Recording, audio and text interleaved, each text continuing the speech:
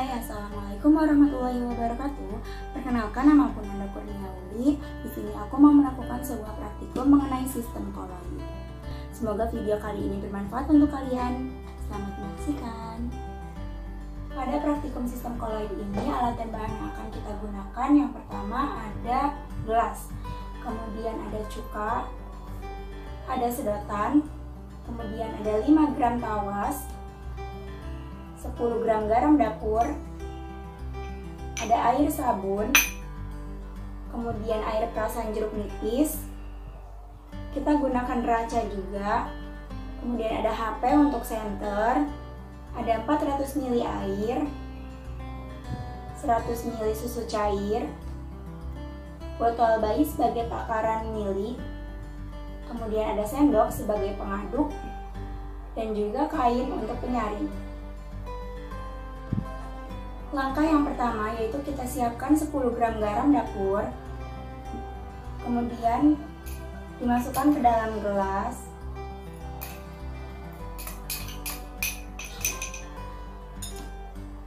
kemudian kita melarutkannya dengan 100 ml air.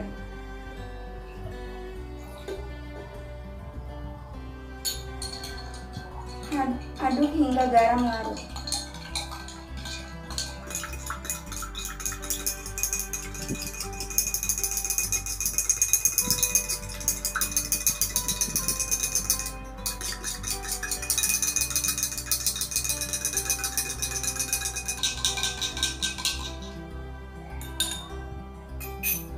Larutan ini dinamakan dengan campuran A.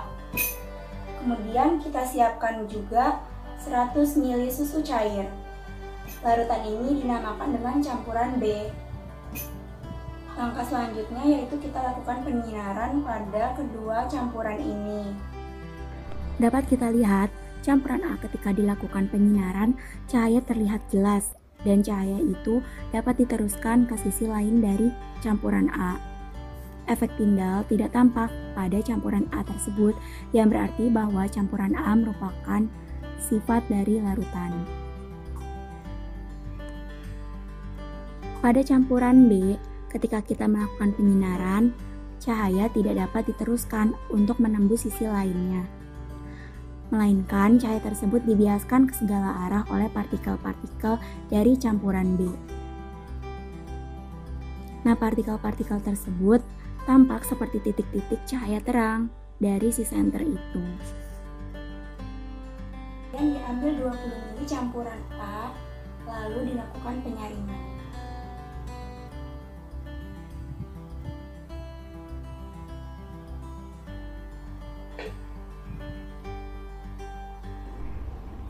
Setelah campuran A dilakukan penyaringan, tidak tampak adanya partikel atau zat yang tertinggal pada penyaring.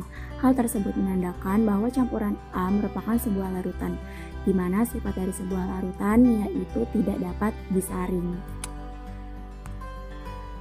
Setelah itu diambil 20 ml campuran B, kemudian dilakukan penyaringan.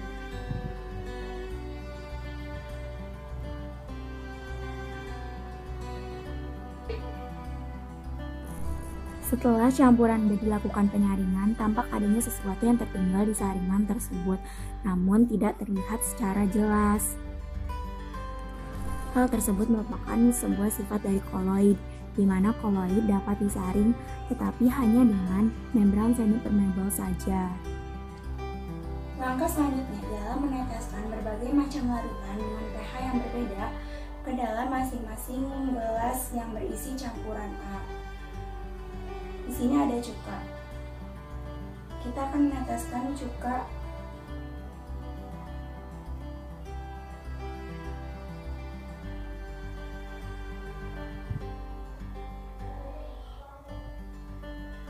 empat tetes. Kemudian ada air jeruk nipis. Kita masukkan 4 tetes juga. 3, 4. Setelah itu kita masukkan air sabun,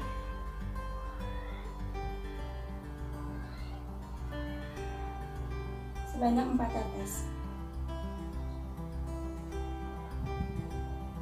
Kemudian kita masukkan 2 gram tawas ke dalam larutan cuka.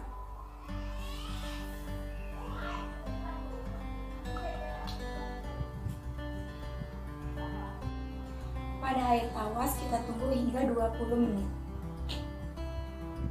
Pada campuran A dengan cuka tidak terjadi perubahan. Pada campuran A dengan air perasan jeruk nipis pun tidak terjadi perubahan, hanya sedikit terdapat serat-serat dari jeruk nipis yang kita gunakan tadi.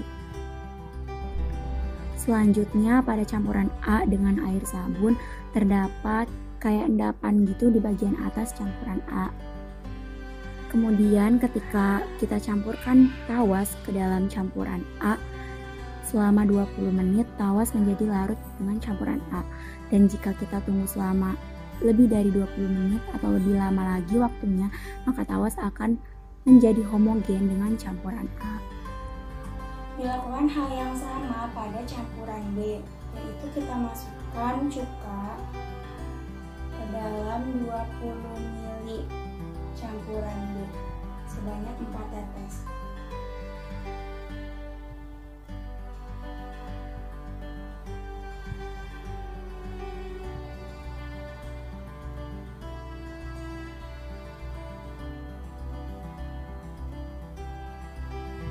Setelah itu kita masukkan juga air perasan jeruk nipis sebanyak 4 tetes.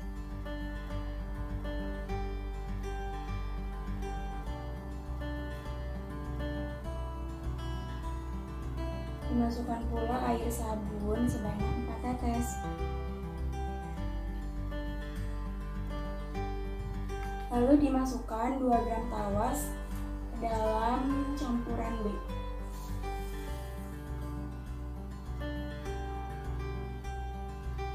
Tunggu hingga 20 menit untuk tawas.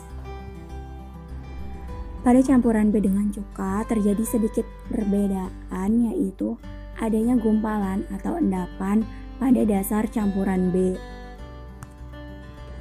Pada campuran B dengan air perasan jeruk nipis tak jauh beda dengan cuka, yaitu adanya gumpalan atau endapan pada dasar campuran B. Pada campuran B dengan air sabun tidak terjadi perubahan atau tidak adanya gumpalan ataupun endapan pada dasar campuran B. Selanjutnya, setelah ditunggu selama 20 menit, dapat kita lihat bahwa hasil dari campuran B dengan tawas, campuran B terdapat endapan di dasar campuran tersebut. Hal tersebut dikarenakan tawas akan mengikat partikel-partikel ataupun komponen yang ada pada air susu atau campuran B seperti protein, lemak, dan lain-lain. Hal tersebutlah yang menyebabkan pada campuran B dengan air tawas itu terjadi gumpalan ataupun endapan pada dasar campuran B. Kesimpulannya adalah campuran A merupakan sebuah larutan karena campuran A tidak dapat disaring, bersifat homogen, memiliki satu fase, dan ketika diberikan sinar maka cahaya akan tembus. Kemudian campuran B merupakan koloid karena campuran B dapat disaring tetapi dengan membran semi permeable saja, memiliki 2 fase, bersifat heterogen. Ketika diberikan sinar maka sinar tidak akan tembus melainkan dibiaskan oleh partikel. Terima kasih kepada yang sudah menyaksikan. Semoga video ini bermanfaat untuk kalian. Kurang lebihnya aku mohon maaf. Wassalamualaikum warahmatullahi wabarakatuh.